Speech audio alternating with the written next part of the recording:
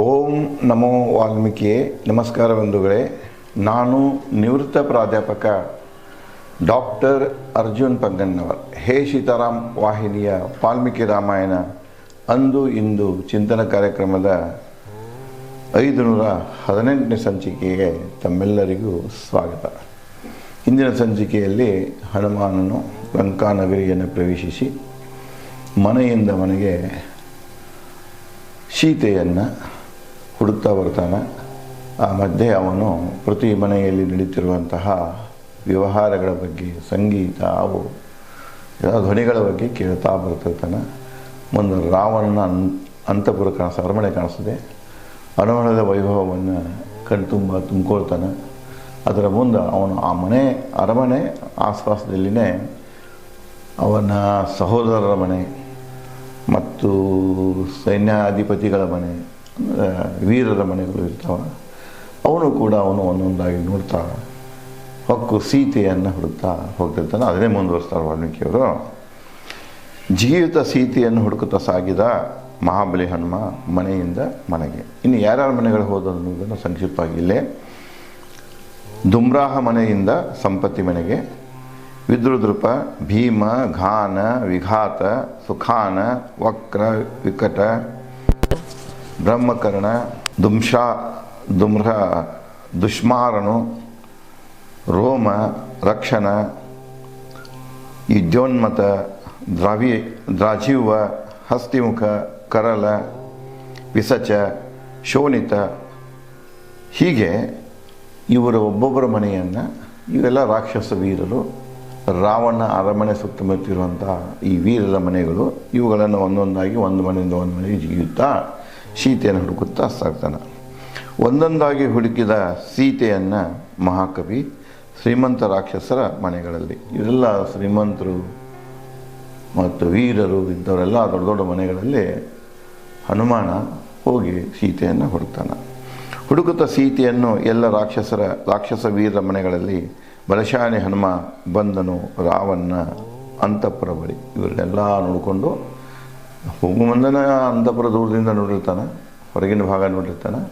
ಇನ್ನು ಆಸ್ಪಾಸ್ ಇದ್ದಂಥ ಈ ವೀರರು ಅವರ ಸಂಬಂಧಿಕರ ಮನೆಗಳನ್ನೆಲ್ಲ ಹುಡುಕಿ ಈಗೇನು ಮಾಡ್ತಾನೆ, ಅವನು ಅಂತಃಪುರ ಬಳಿ ಬರ್ತಾನೆ.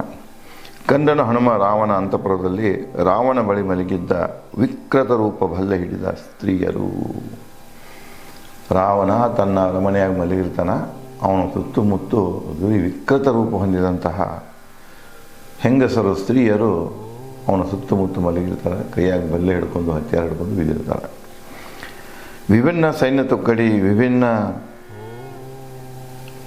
ಆಯುಧಗಳೊಂದಿಗೆ ರಾಕ್ಷಸರು ಘೀಂಕರಿಸುವ ಯುದ್ಧ ಆನೆಗಳಂತೆ. ಹೊರಗಡೆಗೆ ಏನು ಮಾಡ್ತಿದ್ರು ಅಂದರೆ, ಅಲ್ಲಿ ವಿಭಿನ್ನ ಈ ಭದ್ರತಾ ಅಂತೂ ಇತ್ತು. ಭದ್ರತಾ ಮತ್ತು ಅರಮನೆ ಅಂದ ಕೂಡಲೇ ಎಲ್ಲ ಪ್ರಕಾರದ ಭದ್ರತೆ ಅಲ್ಲಿ ಇತ್ತು. ಮುಂದೆ ಅವರು ಯುದ್ಧದ ಆನೆಗಳು ಹೆಂಗೆ ಹಿಂಕರಿಸ್ತಾವಲ್ಲ ಹಂಗೆ ಹಿಂಕರಿಸುತ್ತಾ ಗರ್ಜಿಸುತ್ತಾ ತಮ್ಮ ಕಾರ್ಯವನ್ನು ಮಾಡ್ತಾಯಿದ್ರು. ಕಂಡನು ಹನುಮ ರಾವಣ ಅಂತಃಪುರದಲ್ಲಿ ವಿಭಿನ್ನ ಸಿಂಹಾಸನಗಳ, ಅದ್ಭುತ ಬಾಣಗಳ, ಲೈಂಗಿಕಾನಂದಗಳ, ಅದೇ ಹೊಕ್ಕ ನಂತರ ಅವಂಗೆ ಎಲ್ಲ ಪ್ರಕಾರದ ಇದು ಕಾಣಿಸ್ತಿದೆ. ಒಂದು ಅಲ್ಲಿ ಇರುವಂಥ ಸಿಂಹಾಸನ, ಅರಮನೆಯಲ್ಲಿ ಇರುವಂಥ ಸಿಂಹಾಸನಗಳನ್ನು ನೋಡ್ತಾನೆ, ಬಾಣಲೆಗಳನ್ನು ನೋಡ್ತಾನೆ. ಅಷ್ಟೇ ಅಲ್ಲ, ಲೈಂಗಿಕ ಆನಂದಗಳನ್ನು ನೀಡುವಂತಹ ಭಂಗಿಗಳನ್ನು, ಸುಂದರ ದೃಶ್ಯಗಳನ್ನು ನೋಡ್ತಾನೆ. ನವಿಲು ತುಂಬಿದ ಮಂದರ ಪರ್ವತ ಸಮ ಅಂತಃಪುರ ಪತಾಕಿ. ಅಂತಃಪುರದ ಪತಾಕಿಗಳನ್ನು ಹಾರಿಸಿದ್ದಲ್ಲ, ಅವೆಲ್ಲ ಮಂದರ ಪರ್ವತಕ್ಕೆ ಕಾಣಿಸ್ತಿದ್ದು. ವಜ್ರ ವೈಡೂರ್ಯ ತುಂಬಿದ ಸಮ ಕುಬೇರ ಅಂತಃಪುರ. ಅದು ಮೂಲತಃ ಕುಬೇರನ ಅಂತಃಪುರ ಆಗಿತ್ತು. ಆ ಕುಬೇರನ ಅರಮನೆ ಆಗಿತ್ತು. ಎತ್ತ ನೋಡ್ತಿ ಎಲ್ಲ ಕುಬೇರ ಅಂದರೆ ಮತ್ತು ಸಂಪತ್ತಿನ ದೇವತೆ, ಸಂಪತ್ತಿನ ರಾಜ. ಎತ್ತ ನೋಡಿದ್ರು ಆ ಕಡೆಗೆ ಎಲ್ಲ ಈ ಕಿಮ್ಮತ್ತಿನ ಹಳ್ಳಗಳಿಂದ, ಬಂಗಾರ, ಬೆಳ್ಳಿ ಇವುಗಳಿಂದ ಅಲಂಕೃತವಾದ ಕಂಡಿತು. ಹೊಳೆಯುತ್ತಿತ್ತು ಅಂತಃಪುರ ಸೂರ್ಯಕಿರಣಗಳಂತೆ, ರಾವಣನ ವೈಭವದಿ ವಜ್ರ ಕಿರಣಗಳಂತೆ. ನೋಡಿ ಕವಿ ಹೇಗೆ ಹೇಳ್ತಾನೆ, ಅಂತಃಪುರ ಸೂರ್ಯನ ಕಿರಣಗಳು ಹೆಂಗೆ ಹೊಳಿತಾವಲ್ಲ, ಮುಂಜಾನೆ ಹೆಂಗೆ ಹೊಂಬಣ್ಣಿನಿಂದ ಹೊಳಿತಾ ಇತ್ತೋ, ರಾವಣ ವೈಭವದಿಂದನೂ ಹೊಳಿತಾ ಇತ್ತು. ಬರೇ ಈ ಒಂದು ವಜ್ರ ವೈಡೂರ್ಯ ಇವುಗಳಿಂದ ಶೃಂಗಾರದಿಂದ ಅಷ್ಟೇ ಹೊಳಿತಾಕಿಲ್ಲ, ಅದು ರಾವಣನ ವೈಭವದಿಂದನೂ ಹೊಳಿತಾ ಇತ್ತು. ವಜ್ರ ಕಿರಣಗಳಂತೆ, ಅದರ ಹೊಳಪು ವಜ್ರ ಕಿರಣಗಳಂತೆ ಕಾಣ್ತಾ ಇತ್ತು. ಕಂಡನು ವೀರ ಹನುಮ ವಾನರ ಚಿನ್ನದ ಮಂಚ, ಅಲ್ಲಿ ಒಂದು ಚಿನ್ನದ ಮಂಚ ನೋಡ್ತಾನೆ. ಆಸನ ಮಡಿಕೆಗಳನ್ನು ಅಂತಃಪುರದಲ್ಲಿ ಒಂದು ಚಿನ್ನದ ಮಂಚ ಇರ್ತದೆ, ಕೆಲವೊಂದು ಕಡೆಗೆ ಆಸನಗಳಿರ್ತಾವೆ, ಇನ್ನು ಕೆಲವು ಕಡೆಗೆ ದೊಡ್ಡ ದೊಡ್ಡ ಮಡಿಕೆಗಳಿರ್ತಾವೆ, ಕುಂಭಗಳಂತಿರೋ ದೊಡ್ಡ ದೊಡ್ಡ ಮಡಿಕೆಗಳು ಇರ್ತವೆ. ಹನುಮನು ಹೊಕ್ಕನು ಮಹಾಕೋಟಡಿ ಮಧು ಸೋಮರಸ ವಾಸನೆ ತುಂಬಿತ್ತು. ಹನುಮ ಏನು ಮಾಡಿದ, ಈ ರಾವಣ ಅರಮನೆಯ ಒಂದು ಕೋಟಡಿಯಲ್ಲಿ ಹೊಕ್ಕ. ಅಲ್ಲೆಲ್ಲ ದೊಡ್ಡ ದೊಡ್ಡ ಮಡಿಕೆಗಳಿತ್ತು. ಅಲ್ಲೆಲ್ಲ ಏನಿತ್ತಪ್ಪ ಅಂದ್ರೆ ಮಧುರ ಸೋಮರ ಅಂದರೆ ಸರಾಯಿ, ನಾನಾ ಪ್ರಕಾರದ ವಿಭಿನ್ನ ಪ್ರಕಾರದ ಸರಾಯಿಗಳ ಮಧ್ಯದ ವಾಸನೆ ಕೇಳ್ತಾ ಇತ್ತು. ಸೋಮರಸ ವಾಸನೆ ತುಂಬಿತ್ತು. ಅದು ಎತ್ತ ನೋಡ್ತಿಯಲ್ಲ ಶಿರದ ವಾಸ ಬರ್ತಾ ಇತ್ತು. ಎತ್ತ ನೋಡಿದರೂ ಮಧುಪಾನ ಚಿನ್ನದ ಮಡಿಕೆ, ಎತ್ತ ನೋಡ್ತಿ ಆ ಕಡೆಲ್ಲ ಚಿನ್ನದಿಂದ ತಯಾರಾದಂಥ ಮಡಿಕೆಗಳು, ಆ ಮಡಿಕೆ ತುಂಬ ಸರಾಯಿ ತುಂಬಿತ್ತು. ಬೇರೆ ಬೇರೆ ಪ್ರಕಾರದ ಸರಾಯಿಗಳು. ವಾಲ್ಮೀಕಿರು ಒಂದು ಕಡೆ ಹೇಳ್ತಾರೆ, ಆವಾಗ 21 ಪ್ರಕಾರದ ಸರಾಯಿಗಳನ್ನು ತಯಾರು ಮಾಡ್ತಿದ್ರು. ಅವು ಇನ್ನೂ ಅಯೋಧ್ಯದ ಆಸ್ಪಾಸಿನ ಊರುಗಳ ಸಹಿತ ಯಾವ ಊರುಗಳಲ್ಲಿ ಯಾವ ಸರಾಯಿ ತಯಾರಾಗ್ತಿದ್ದು ಅನ್ನೋದು ಉಲ್ಲೇಖ ವಾಲ್ಮೀಕಿ ರಾಮಾಯಣದಲ್ಲಿ ಇದೆ. ಒಂದು ಅವರು ಹೂವಿನ ರಸದಿಂದ, ಹೂವಿನ ಪಕ್ಕಲಿ ತಂದು ಅದರ ರಸದಿಂದ ತಯಾರು ಮಾಡ್ತಿದ್ರು, ಹಣ್ಣಿನ ರಸದಿಂದ ತಯಾರು ಮಾಡ್ತಿದ್ರು, ಗಡ್ಡೆಗಳಿಂದ ತಯಾರು ಮಾಡ್ತಿದ್ರು, ಬೇರುಗಳಿಂದ ತಯಾರು ಮಾಡ್ತಿದ್ರು, ಜೇನಿನಿಂದ ತಯಾರು ಮಾಡ್ತಿದ್ರು, ಏನೇನು ಬೇಕೆಲ್ಲ ಸ್ಟೆಪ್ ಅವೆಲ್ಲನೂ ತೊಗೊಂಡು ಒಂದೊಂದು ಪ್ರಕಾರ ಸರಾಯಿಯನ್ನು ಮಾಡ್ತಿದ್ರು. ಇಲ್ಲಿಯ ಅಂತಃಪುರದಲ್ಲಿ ಕೂಡ ರಾವಣನ ಅಂತಃಪುರದ ಅರಮನೆಯ ಒಂದು ಕೋಟೆಯಲ್ಲಿ ಕೂಡ ಚಿನ್ನದ ಮಡಿಕೆಗಳು ತುಂಬ ಸರಾಯಿ ತುಂಬಿತ್ತು. ಸರಾಯಿಗಳು ತುಂಬಿದ್ದವು, ವಿಭಿನ್ನ ಬೇರೆ ಬೇರೆ ಪ್ರಕಾರದ ಸರಾಯಿಗಳು ತುಂಬಿದ್ದವು. ಸುಂದರಿಯರು ಅವರ ಆಭರಣಗಳ ನಿನಾದ, ಅದರ ಜೊತೆಗೆ ರೂಮ್ಗಳಲ್ಲಿ ಏನಿದ್ದಪ್ಪ ಅಂದರೆ ಅಲ್ಲೆಲ್ಲ ಕೋಟೆಗಳಲ್ಲಿ ಸುಂದರ ಸ್ತ್ರೀಯರು ಇದ್ದರು, ಅದರ ಜೊತೆಗೆ ಅವರ ಆಭರಣಗಳ ನಾದ. ಅವರೇನು ಕಾಲಾಗಿ ಗೆಜ್ಜೆ ಹಾಕಿದಿತ್ತು, ನಡೆದಾಗ ಗೆಜ್ಜಿತ್ತು, ತೋಳ್ಬೆಂದು ಏನೇನು ಅವರ ಆಭರಣಗಳದಷ್ಟೆಲ್ಲ ನಡ್ಕೊಂಡು ಹೊಂಟದ ಆಭರಣಗಳ ನಾದ ಕೇಳ್ತಿದ್ದು. ಒಟ್ಟಿನಲ್ಲಿ ಅರಮನೆಯ ಈ ಒಂದು ಕೋಟಡಿಗಳೇನಿವೆ ಇವು ಈ ಮದ್ಯದಿಂದ ಅಂದರೆ ಸರಾಯಿಯಿಂದ, ಸುಂದರ ಸ್ತ್ರೀಯರಿಂದ ಅವರು ಧರಿಸಿದಂತಹ ಆಭರಣಗಳ ನಾದದಿಂದ ತುಂಬಿ ಹೋಗಿತ್ತು.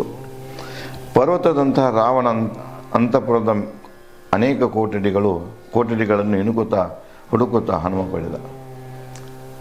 ಆ ಅಂತಃಪುರದಲ್ಲಿ ಅರಮನೆಯಲ್ಲಿ ಒಂದೇ ಕೋಟಡಿ ಇರೋಕ್ಕೆಲ್ಲ ಅನೇಕ ಕೋಟಡಿಗಳಿದ್ದು.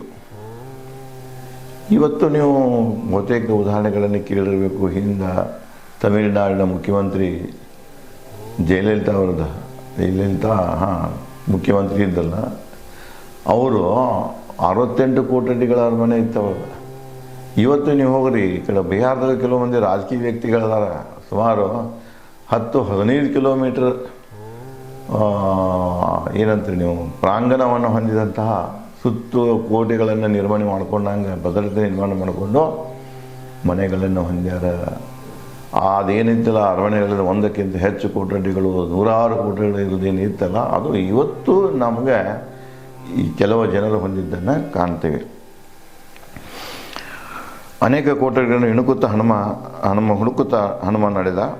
ವೈಭವ, ಸಂಪತ್ತು, ಆಯುಧ, ಪರಿಕರಣ ತುಂಬಿದ ಮನೆಗಳನ್ನು ಹುಡುಕುತ್ತಾ ಹನುಮ ಪಡೆದ. ಅಲ್ಲೆಲ್ಲೇ ಕೆಲವೊಂದು ರೂಮ್ನಾಗ ಏನೇನಿತ್ತು, ಸಂಪತ್ತಿತ್ತು, ಚಿನ್ನ, ಬೆಳ್ಳಿ, ಏನೇನು ಬೇಕಾಗಿದ್ದೆಲ್ಲ ಅರಮನೆ ಅನುಕೂಲ, ರಾವಣ ಅರಮನೆ ಅನುಕೂಲ ಒಂದು ಕೋಟೆದಾಗ ಒಂದೊಂದು ಪ್ರಕಾರದ ಕಿಮ್ಮತ್ತಿನ ವಸ್ತುಗಳಿದ್ದು ಅವನ್ನೆಲ್ಲ ನೋಡ್ತಾ, ಅವ್ರ ವೈಭವವನ್ನು ನೋಡ್ತಾ, ಅವ್ರ ಸಂಪತ್ತು ನೋಡ್ತಾ ಆಯುಧಗಳನ್ನು ಸೇಕರಣೆ ಮಾಡಿದರು.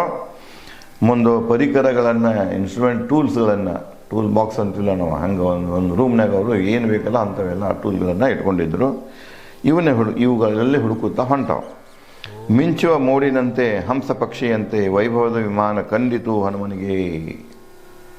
ಇಲ್ಲಿ ನೋಡಿ, ಮತ್ತು ಅಲಂಕಾರ, ಅಲಂಕಾರ.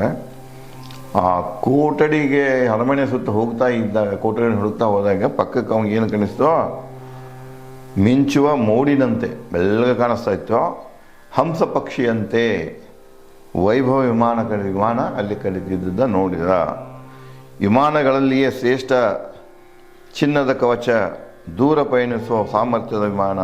ಆ ವಿಮಾನವಿದು ಶ್ರೇಷ್ಠ ವಿಮಾನ, ಆಗಿನ ಕಾಲದಲ್ಲಿಯೇ ಶ್ರೇಷ್ಠ ವಿಮಾನ. ಈಗೇನು ನಾವು ನೋಡ್ತೀವಲ್ಲ ವಿಮಾನಗಳ ಹಾರಾಟ, ಯುದ್ಧ ವಿಮಾನಗಳ ಹಾರಾಟ. ಯುದ್ಧ ವಿಮಾನಗಳಲ್ಲಿ ಸಾಕಷ್ಟು ಶ್ರೇಣಿಗಳು, ಪೈಪೋಟಿ ಇದೆ.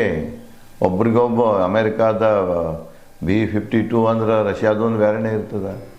ಆ ಸ್ಪೀಡ್ನಲ್ಲಿ ಹೆಚ್ಚು ಕಡಿಮೆ ಮಾಡ್ಕೊಂಡು ಹೋಗೋದು, ರಾಕೆಟ್ಗಳಲ್ಲಿ ಹೆಚ್ಚು ಕಡಿಮೆ ಒಂದು ಪೈಪೋಟಿ ಇದೆ. ಇವತ್ತು ನಾವು ವಿಭಿನ್ನ ವೇಗದ, ವಿಭಿನ್ನ ಸಾಮರ್ಥ್ಯದ ಈ ಪ್ರಯಾಣಿಕರ ವಿಮಾನಗಳನ್ನು ಮತ್ತು ಮಿಲಿಟರಿ ವಿಮಾನಗಳನ್ನು ನಾವು ಕಾಣ್ತಾ ಇದ್ದೇವೆ. ಅವಾಗ ಕೂಡ ಹಾಗೆ ಆ ಕಾಲದ ವಿಮಾನಗಳಲ್ಲಿ ಶ್ರೇಷ್ಠ ವಿಮಾನವನ್ನು ರಾವಣ ಹೊಂದಿದ್ದ. ಮುಂದೆ ಅದರ ಕವಚ ಚಿನ್ನದಿಂದ ಮಾಡಿದ್ದು, ಬಂಗಾರದಿಂದ ಮಾಡಿದಂಥ ಕವಚನ್ನು ಹೊಂದಿತ್ತು. ದೂರ ಪಯಣಿಸುವ ಸಾಮರ್ಥ್ಯ. ಒಂದು ಸಲ ಅದು ವಿಮಾನ ಶುರುವಾಯ್ತಂದ್ರೆ ಬಹಳ ದೂರ ತನಕ, ಈಗ ಉದಾಹರಣೆಗೆ ತೋಳಿ ಲಂಕಾದಿಂದ ನೇರವಾಗಿ ಕೈಲಾಸಕ್ಕೆ ಹೋಗ್ತಿದ್ದವನು.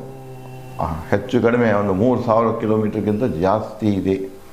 ಅಂದರೆ ದೂರ ಸಾಮರ್ಥ್ಯ ತಕ್ಕ, ಅಂದರೆ ಇಡೀ ಭೂಮಂಡಲವನ್ನೇ ಸುತ್ತು ಹಾಕುವಂಥ ಸಾಮರ್ಥ್ಯವನ್ನು ವಿಮಾನ ಹೊಂದಿತ್ತು. ರತ್ನಗಳಿಂದ ಸಜ್ಜಿತ ರಜತ ಆಭರಣಗಳ ಶೃಂಗಾರ, ಅಲ್ಲೆಲ್ಲೇ ರತ್ನಗಳಿಂದ ಶೃಂಗಾರ ಮಾಡಿದರು, ಬೆಳ್ಳಿ ಆಭರಣಗಳಿಂದ ಶೃಂಗಾರ ಮಾಡಿದರು ವಿಮಾನವನ್ನು. ಹೆಸರು, ಆ ವಿಮಾನದ ಹೆಸರೇನಿತ್ತಂದ್ರೆ ಪುಷ್ಪಕ ವಿಮಾನ. ಅದನ್ನು ಕೃತ್ರಿಮ ಹಕ್ಕಿ ಅಂತನ ಆವಾಗೂ ಹೇಳಿದರು ಅವರು. ಈಗ ನಾವು ವಿಮಾನಗಳಿಗೆ ಕೃತ್ರಿಮ ಹಕ್ಕಿ ಅಂತ ಕರಿತೇವೆ. ಈ ಶಬ್ದವನ್ನು ತ್ರೇತಾಯುಗದಲ್ಲೇ ಬಳಸ್ಯಾರವರು. ಹನುಮಾನ ಹೇಳ್ತಾನೆ ಇದು ಒಂದು ಕೃತ್ರಿಮ ಹಕ್ಕಿ. ಅಂದ್ರೆ ಈ ಇವುಗಳನ್ನ, ಅಂದ್ರೆ ಜೀವಂತ ಹಕ್ಕಿ ಅಲ್ಲ ಇವು. ನಾವು ಕಬ್ಬಿಣ ಈಗೇನು ಉಪಯೋಗ ಮಾಡಿಕೊಂಡು ಏನು ವಿಮಾನ ತಯಾರು ಮಾಡ್ತೀವಿ, ಅದೇ ಪ್ರಕಾರ ಅವರು ಕೂಡ ವಿಮಾನವನ್ನು, ಕೃತ್ರಿಮ ವಿಮಾನವನ್ನು ಉಕ್ಕಿನ ಹಕ್ಕಿ ಅಂತ ನಾವು ಕರಿತೇವೆ. ಅವರು ಹಾಗೆ ಬೆಳ್ಳಿ ಬಂಗಾರದ ಕವಚಗಳನ್ನು ಹೊಂದಿದಂಥ, ಅಂದರೆ ವಿಭಿನ್ನ ಧಾತುಗಳನ್ನು ತಯಾರು ಮಾಡಿ, ಲೋಹಗಳಿಂದ ತಯಾರು ಮಾಡಿದಂಥ ಹಕ್ಕಿ, ಲೋಹದ ಹಕ್ಕಿ ಅವಾಗೂ ಇತ್ತಂತ ಹೇಳಿ ಗೊತ್ತಾಗ್ತಿದೆ. ರೆಕ್ಕೆಗಳ ತುಂಬ ಮುತ್ತು ಹವಳ ಲೇಪನ, ವಿಶಾಲ ವಕ್ರ ರೇಖೆಗಳ ವಿಮಾನ. ಅದರದ್ದು ಪಕ್ಕ ರೆಕ್ಕೆ ಏನಿದ್ರು ಅವು ಒಂದು ಇದ್ದವು, ಭಯಂಕರ ವಿಶಾಲ ಇದ್ದು. ಅವಕ್ಕೂ ಕೂಡ ಏನಾಗಿತ್ತು ಅಂದರೆ ಅವುಗಳ ತುಂಬ ಮುತ್ತು ಹವಳ ಇವನ್ನೆಲ್ಲ ಲೇಪಿತವಾಗಿತ್ತು. ಇದೇ ರೀತಿಯಾಗಿ ವಿಮಾನದ ವರ್ಣನೆಯನ್ನು ಯಾವ ರೀತಿ ಹನುಮಾನ ಮತ್ತು ವಾಲ್ಮೀಕಿಯವರು ಮುಂದುವರಿಸ್ತಾರ, ಅಲ್ಲಿ ಯಾವ ದೃಶ್ಯಗಳು ಬರ್ತಾವ, ಏನು ಬರ್ತಿದೆ ಅನ್ನೋದು ನಾನು ತಮಗೆ ಮುಂದಿನ ಸಂಚಿಕೆಯಲ್ಲಿ ಹಂಚಿಕೊಳ್ಳುತ್ತೇನೆ. ಧನ್ಯವಾದಗಳು.